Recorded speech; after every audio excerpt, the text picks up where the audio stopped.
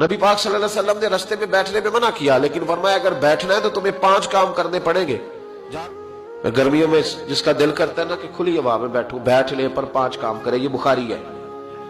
جس کا دل کرتا ہے نا سردیوں میں گلی میں بیٹھوں، دھوپ لوں، تو پھر وہ کتنے کام کرے گا؟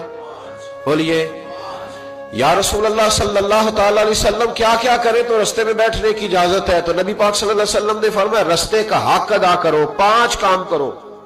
یا رسول اللہ کون کون سے؟ فرمایا اگر رستے میں بیٹھنا ہے تو نظریں نیچی کر کے بیٹھو،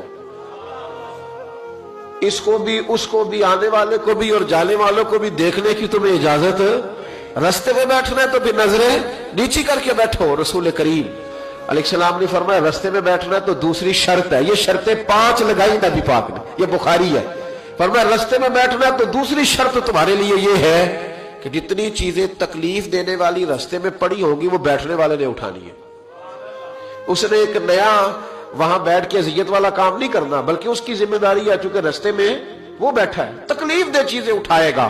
اور تیسری شرط نبی کریم علیہ السلام نے فرمایا تم پر ضروری ہے کہ تم نے سلام لینے والے کا جواب جلدی دینا ہے۔ رستے میں بیٹھنا ہے تو سلام لینے والے کا جواب جلدی دینا ہے۔ اور چوتھی شرط یہ ہے کہ تم نے رستے میں بیٹھے بیٹھے نیکی کا حکم دینا ہے اور برائی سے منع کرنا ہے۔ یہ 5 کام کرنے ہیں، پھر تمہیں رستے میں بیٹھنے کی اجازت ہے۔ یہ رستے کا حق ہے، اس کو ادا کرو تو رستوں میں